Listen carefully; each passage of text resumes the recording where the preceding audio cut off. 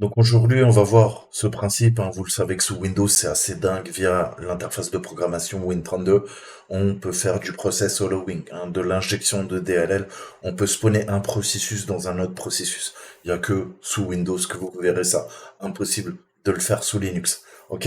Donc c'est une faille de sécurité. Ça permet pas mal de choses en dev pour nos applications, mais d'un point de vue attaquant, ça permet de faire des dingueries comme le principe de migration que je vous avais déjà montré. On va voir aujourd'hui comment migrer déjà un processus via Metasploit pour assurer compatibilité, stabilité et une certaine technicité au niveau de l'évasion, hein, du hiding, de le hollowing, comme on l'appelle. On va se cacher, on va faire du hiding. Alors bien sûr, c'est pas ça qui vous permettra de contourner l'antivirus. Par contre, dans le gestionnaire de tâches, vous allez migrer dans un processus par an, hein, et généralement, on va prendre du NT Authority System. Si c'est un processus 64 bits, on va le migrer dans un processeur sur 64 bits. Si c'est un processus 32 bits, généralement, on le migre dans un processeur 32 bits. Mais vous allez voir que parfois, on n'arrive pas à voir quoi. Ben, on a une incompatibilité, on récupère un reverse shell en 32 bits et on va pouvoir le migrer dans du 64 bits pour le stabiliser, hein, pour que ça soit plus propre, entre guillemets, et ça va nous permettre de faire un peu d'évasion, en tout cas visuellement, puisque quand on fera un PS sur la machine, on va, dans le gestionnaire de tâches, on verra pas notre shell.exe qui est en train de tourner. Naturellement, ça sera un indicateur de compromission. Donc on va migrer dès qu'on peut, on va voir très simplement comment migrer à partir d'un PID, d'un processus euh, un identifiant de processus, pardon, et à partir d'un nom, et ensuite on verra comment automatiser, faire un shell via MSF Venom, un river shell là en TCP pour l'exemple, et comment lui demander de migrer automatiquement, de récupérer la main, comme ça si jamais l'antivirus, vous contournez l'analyse statique en dynamique, en heuristique, il essaye de couper votre shell, il va shooter le shell.exe dans notre exemple, par contre il aura migré automatiquement dans explorer.exe, dans ce que je vais vous montrer. Et bah, on va couper le pont, hein, qui s'effectue entre notre ordinateur. Mais comme le shell a migré en mémoire, déjà, l'antivirus arrive trop tard, hein. Ça va shooter le shell.exe, il va plus tourner en mémoire. Par contre, le processus sera déjà résident dans Explorer, on fera du hollowing. Et donc à partir de là, bah, ça permet d'ajouter de la persistance automatique. Voilà, c'est parti.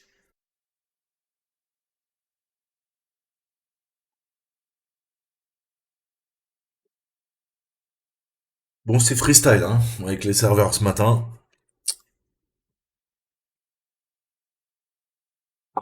Voilà. Bon, on y est. C'était en train de me stresser. Donc on va voir comment migrer. Migrer un processus. Là, j'ai récupéré mon méterpréteur. Mon méterpréteur, vous avez vu on est quoi? On est, nous. Qu'est-ce qu'il nous a dit tout au début, tout au début, tout au début, tout au début? Il nous a dit quoi? Il nous a dit, regarde. Quand je lui ai dit, écoute, tu prends la faille Eternal Blue de la NSA, il m'a dit, écoute, tiens, regarde. Bah, par défaut, je te mets du reverse TCP. En quoi? En 64 bits. Donc, en théorie, on est sur un système 64 bits. Alors on peut tester le système, hein, mais bon, c'est la faille de la NSA, c'est un bof. Donc on récupère directement, on est les rois du pétrole. Euh, on peut regarder les stats. Get system, c'est récupérer ça, c'est 6 infos, pardon.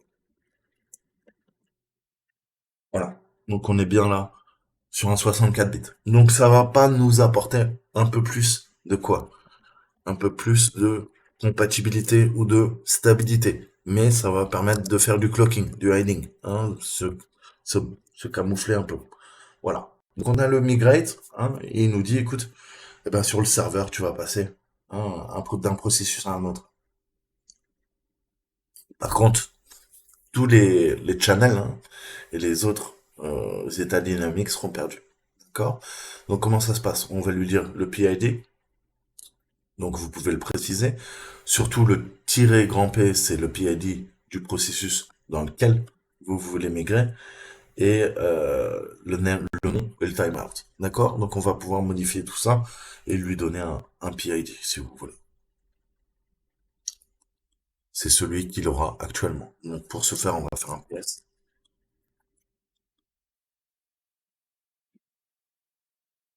Donc il est où mon petit? Il doit être quelque part par là.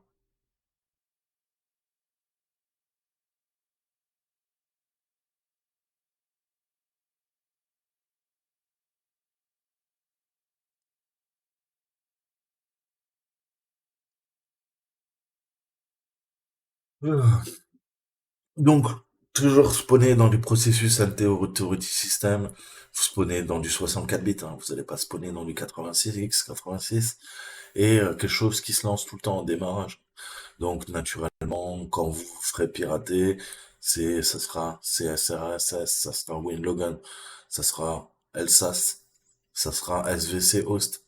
Hein, je vous dis, c'est tout le temps ces processus que vous devez vérifier sur votre machine. C'est celle qu'on utilisera, le spool. Hmm. CMS. Bon, bref, il y en a plein, en fait, on peut se servir de quasiment tout.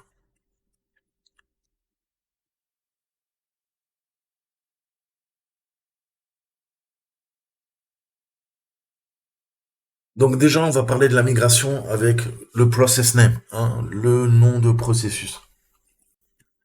Donc elle est basée sur le nom du processus, vous l'avez compris, cette migration, elle peut être utilisée en conjonction hein, avec le process ID. Euh, mais soit vous mettez le PID, soit vous mettez le nom du processus. Donc, on va pousser notre payload dans notre exemple. On va le mettre dans ce que vous voulez. On va prendre Explorer, hein, qu'on connaît tous. Explorer, bah, si vous le fermez, vous n'avez plus Windows. Vous n'avez plus vos fenêtres sous Windows. Donc, on va prendre notre processus. Il faut qu'on trouve le process ID et on va le migrer.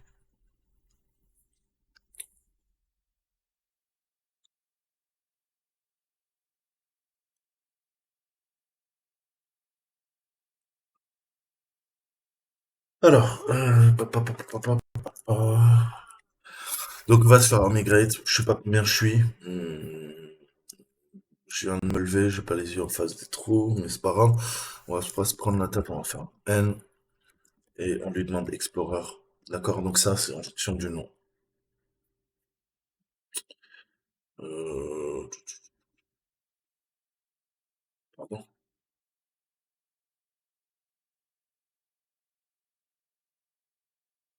Ah mais je lâche common aujourd'hui.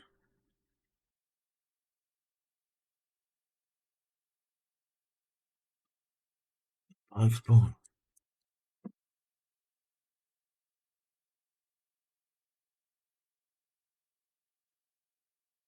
Donc on va prendre.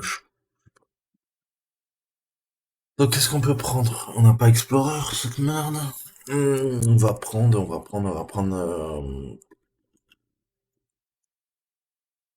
Alsace, hein, mon ami Alsace. Parce que là, avec Alsace, vous êtes sûr que vous êtes bien au chaud, quoi. C'est là où il y a toutes les clés de chiffrement. Donc voilà, j'étais 464 et je suis 716. Alors là, vous allez me dire, ouais, mais qu'est-ce qui se passe? Bah là, ça y est, vous avez ce principe de quoi? De hiding, de cloaking. Vous êtes passé dans Alsace. Dans Alsace, maintenant, il y a des choses croustillantes. Et Alsace, vous savez qu'à chaque fois que Windows se lance, Alsace se lance. Hein, puisque quand vous vous connectez à votre mire de connexion Windows, qu'est-ce que ça fait? Eh bien, entre autres, ça fait un appel vers Alsace pour vérifier le hash de votre mot de passe, ok? Via la ruche, via la Hive. Donc, bah, écoutez, là, c'est un truc extrêmement critique. Donc, nous, on a disparu, hein, on est sous les radars, entre guillemets, et on a injecté dans Alsace. D'accord?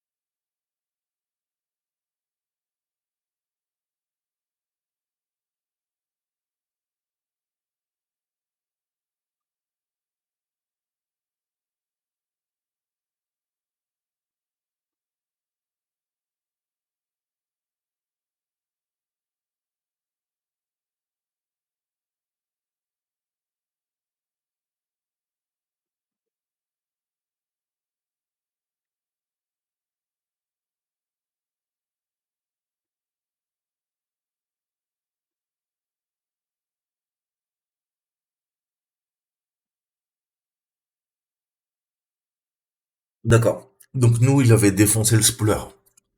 Hein, on était en spool SV. Donc vous voyez, en fait, il avait déjà migré dans un processus, vu que à la NSA, ils sont bons. Hein. C'est pas des petits joueurs comme moi. Ils avaient déjà migré dans le spooler, c'est une bâtard. Dans System 32.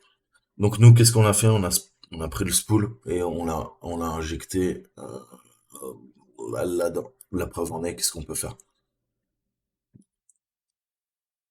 On peut faire un PS.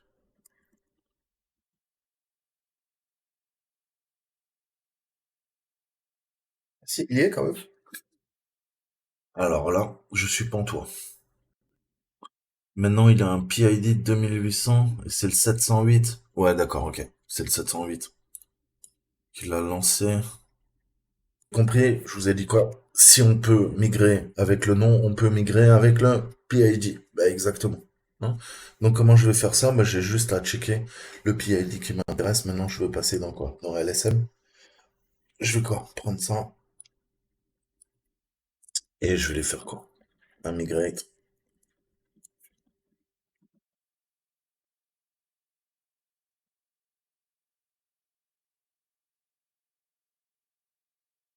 de 716 à 724 de Alsace.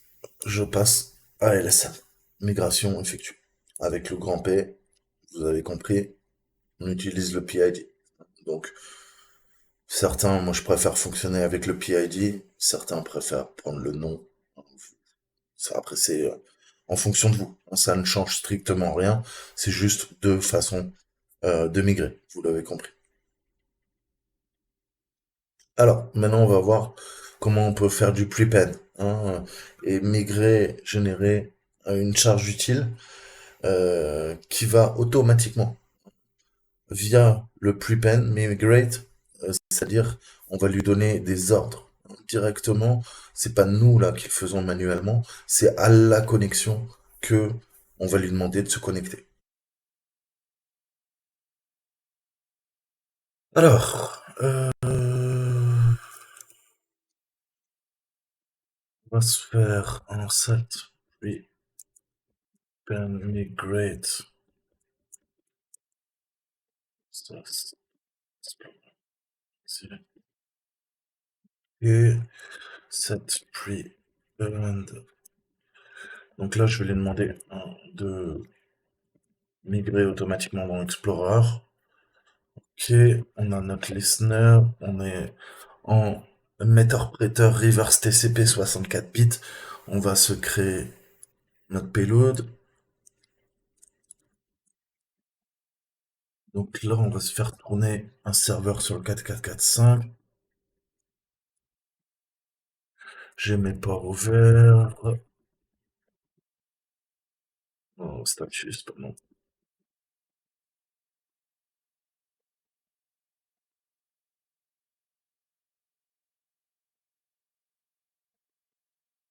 Ok, on a les ports ouverts. Donc on va juste faire un MSF Venom, puis Windows 64, le metteur, CP, Lhost, Lhost, est égal 10, 0, s'emmerder, 0, elle porte 4, non, 444, pardon. Alors, on va aller faire un,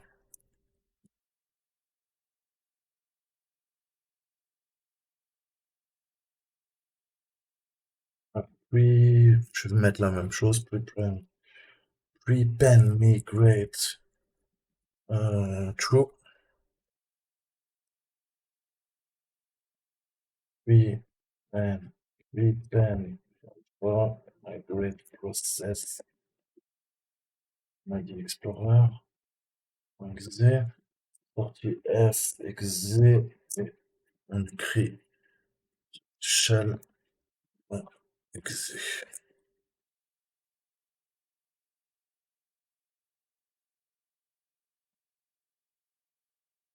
Et on a notre payload. Donc ma machine porte 445 avec le serveur Python. On lui demande de récupérer le shell.exe qu'on vient de générer et les points virgules de l'exécuter dans la foulée. Voilà, c'est fait.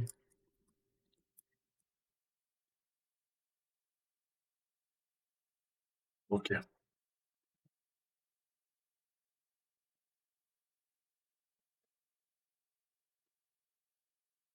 Donc on voit notre shell.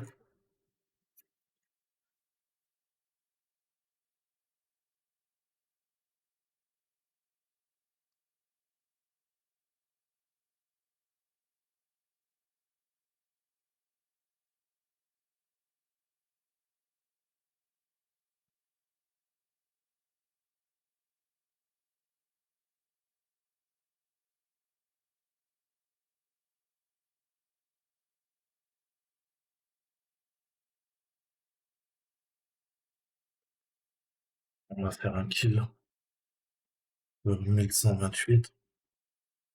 Voilà.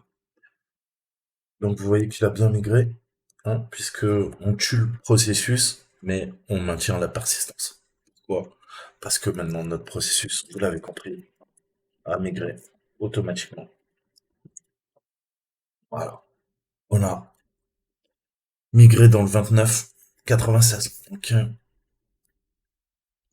Donc voilà, hein, des techniques pour migrer automatiquement. Encore une fois, pensez à le faire. Et l'étape suivante maintenant, c'est apprendre à utiliser les encodeurs pour faire du bypass, pour faire de l'évasion, contourner l'antivirus. Là, l'antivirus n'était pas activé, vous l'avez compris. C'est pour comprendre ce mécanisme de comment dire, d'automigration. Donc voilà, ça c'est des shells un peu plus poussés que ceux qu'on utilise d'habitude pour des CTF. Et vous voyez que c'est extrêmement utile puisque ça va migrer automatiquement quand bien même, imaginons que vous arrivez à contourner l'analyse statique de l'antivirus, il va y avoir une analyse dynamique ou heuristique. Et là, il va se rendre compte que le payload est poussé. Qu'est-ce qu'il va faire l'antivirus? Il va couper. Hein, on a simulé l'action. Hein, on a tué le processus. Imaginons que l'antivirus se rende compte trop tard. Pourquoi trop tard? Parce qu'on a récupéré la main déjà via le reverse shell. Il va couper automatiquement le shell.exe. Le problème, c'est que le shell a migré dans explorer.exe. Et donc, vous gardez la main. L'antivirus vous coupe, mais on continue d'avoir l'accès. Sinon, qu'est-ce qui serait passé? Vous l'avez bien compris. Eh ben, on aurait perdu notre session metteur-prêteur. Voilà, j'espère que ça vous a plu. Je vous dis à très bientôt. Ciao, ciao.